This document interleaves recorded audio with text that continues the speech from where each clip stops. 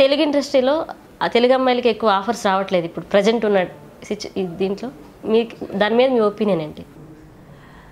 తెలుగు అమ్మాయిలకి అవకాశాలు రావట్లేదంటే ఆ విషయం అయితే నాకు అంత క్లారిటీగా తెలియదు. అంటే తెలుగు అమ్మాయిలు ఉన్నారు, మ్యాక్సిమం ఉన్నారని నేను అనుకుంటున్నాను.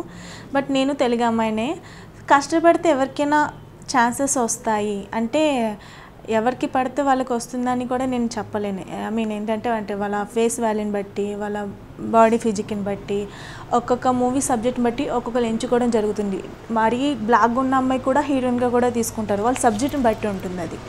సో లైక్ వాళ్ళకి రాసి పెట్టుంటే అవుతారు, లేకపోతే లేదు. ఇంకోటి ఏంటంటే మనం కూడా మన ప్రయత్నాలు మనం చేయాలి. బయట ఇప్పుడు మీరు ఎలా చెప్తున్నారో, బయట ఇట్లాగే ఇంటర్వ్యూ ఇచ్చిన వాళ్ళు ఏం చెప్తున్నారంటే ఎంత ట్రై చేసినా కానీ ఆఫర్స్ రావట్లేదు, ఎంత తిరిగినా కానీ ఆఫర్స్ ఇవ్వట్లేదు, బయట వాళ్ళకే ఎక్కువ ఇస్తున్నారని చెప్పేసి వాళ్ళు చెప్తున్నారు.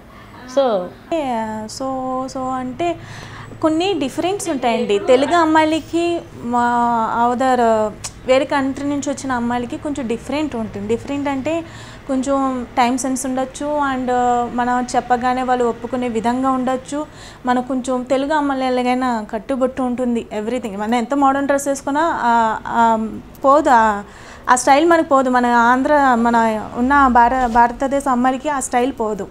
సో దానివల్ల వాళ్ళకి ఏమైనా అంటే మన మూవీ తీసుకుంటే ఈ అమ్మాయి కొంచెం నన్ను చూపించదేమో, మా ఇంట్లో తిడతారు, మా ఇంట్లో ఇలాంటివి నచ్చవు. సో ఇలా కొంతమందికి ఉండడం వల్ల వాళ్ళని ఎంచుకోవడానికి సగం రీజన్ అదే నేను అనుకుంటాను మ్యాక్సిమం.